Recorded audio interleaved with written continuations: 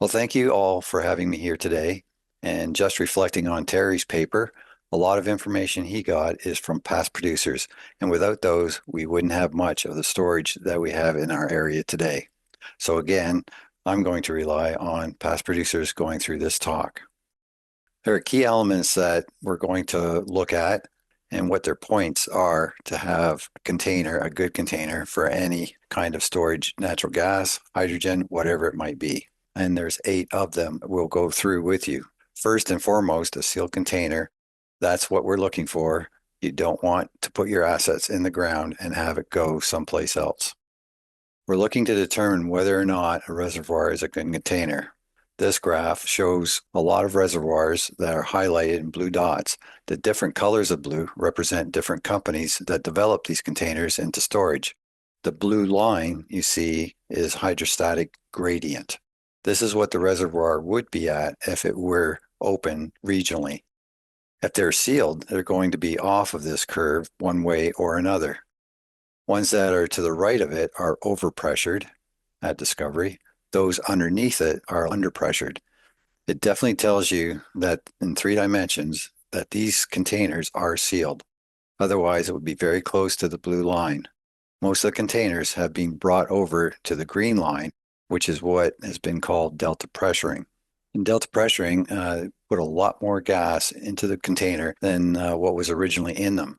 The far right, the red line, represents what the rock would basically break at if it was pressured up to that extent.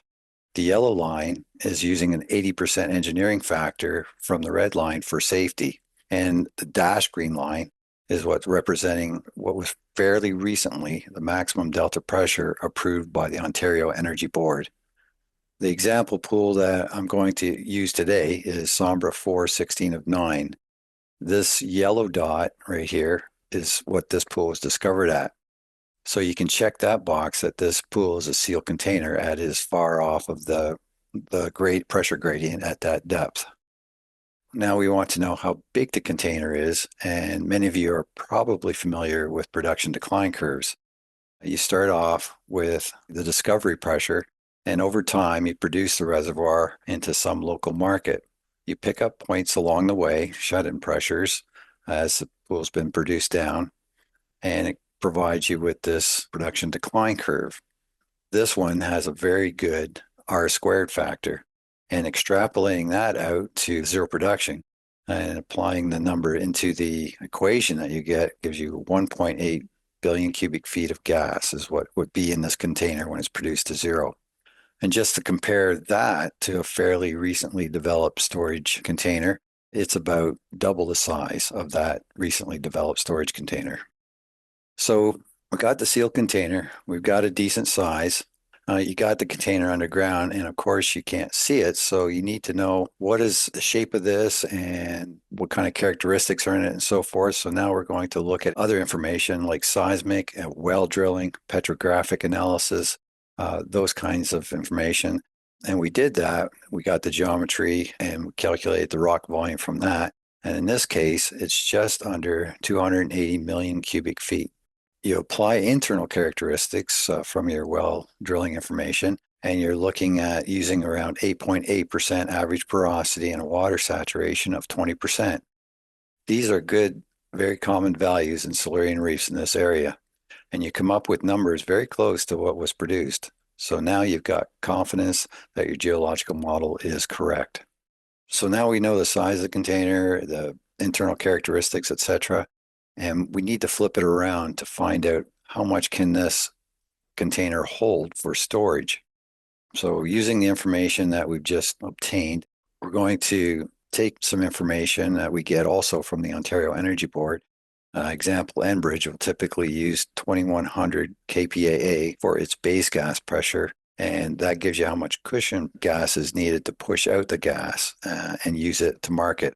Otherwise, you're going to be sucking it with compression, and that's going to cost you some money.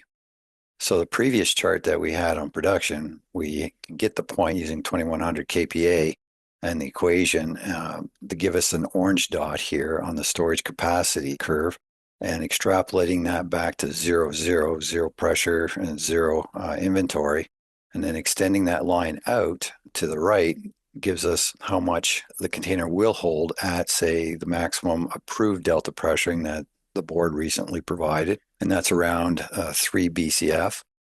So you take the difference between the green dot and the orange dot, and that will give you your working inventory. This is the amount of gas you'd be storing and pulling out of for the market every year. Well, hopefully every year. And that leads us to the next question. What can you do to cycle this thing? And cycling really is a factor of what you have as assets. Most production companies will put down the slimmest wells that you can because they don't know what they're drilling into. They don't want to spend a lot of money up front, keeping costs low. And so it's a much smaller diameter than what you would find in storage. And in storage, they're many times the diameter of a typical production well. So deliverability being a function of R squared, you get a lot more flow from a storage well than you would from a production well. And in addition to that, you can drill wells horizontally because now you've proven you've got a container and you know some of the characteristics from the vertical wells. And you can use that to determine how many horizontal wells you would need. And a very good, simple, I guess, analogy is you have a 30-meter reef and you drill that instead of drilling vertically, you drill horizontally into a pool that's, say, 300 meters long. It's not difficult to figure out, given the same size diameter, you're going to have about 10 times the deliverability from the horizontal versus the vertical.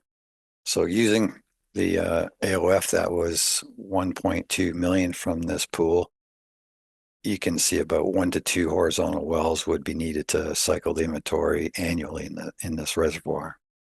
Location is also very important to determine whether or not this is a good storage candidate, and you need to be somewhere close to facilities. In this particular case, you have your green outline, which is the production unit, is only 2.7 kilometers from a major transmission gas line. And there's also, in yellow, the Plains pipelines running right through the property, and they're connected between Windsor and Sarnia. So another possible conduit to get gaseous material to and from the market to this pool. For example, there could be some hydrogen flows that you could combine and be used as a hydrogen storage pool. But another aspect is it's also along a road allowance to get the pipeline connection between a major gas market transmission line and the green production unit. So this would allow you to avoid having to pay crossing rates across people's private lands, and you can just use the right-of-way along the road allowance. So after location, you need to know basically what kind of land position is available for this storage pool. Again, most producers are going to have limited information and they're going to have the smallest production unit possible and be paying the minimum landowners possible because they don't really know where the actual pool goes. They've got a couple wells in, maybe a few seismic lines, and that's about it. But before the pool gets developed by a major player, it would have a 3D over it and you would know pretty much the extent of where this pool lies and what landowners are required for developing a designated storage area or DSA. Many of the storage pools in this area are Silurian reefs, which this is one, so they're well understood by both the marketing companies for storage and also the OEB, the approvers of storage. So it's a very well-known amount of designated storage areas to sufficiently protect these assets from outside drilling influences. So once we have that all taken care of, we need to know whether or not there is market for such storage development. And a lot of the publications that have been accessed lately at the OEB as early as 2021, that there was historically a demand for underground unregulated storage, and it far exceeds the contracts. We have to have this pool approved by a regulator, and one of the plus for this pool is that it is a Silurian reservoir, which there are many in the area that have been approved by the Ontario Energy Board. But one of the things that they need to know is there a market need to have storage increased in this area? And there's a lot of articles that you can find on the OEB website and other sites. A couple of examples here, and one was from a 2021 Enbridge application, basically project need, and they're circled in red here, that historically the demand for unregulated storage far exceeds contracts awarded.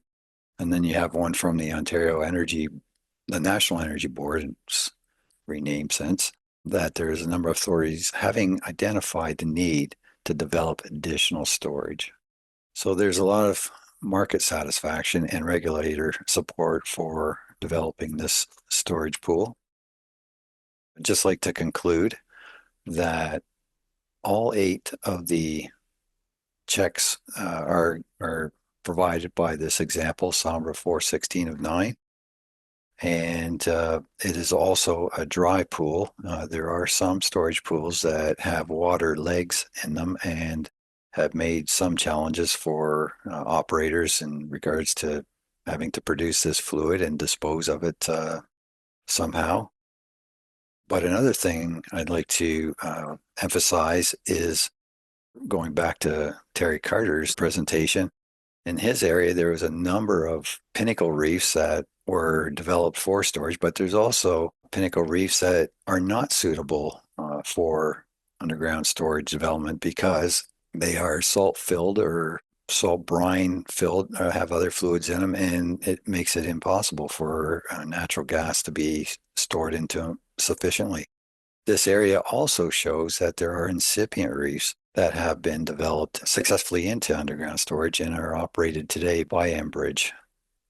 And an Enbridge 2011 application, originally by Union Gas, they had applied for developing the Jacob Pool, which is a faulted TBR, Trenton Black River Reservoir.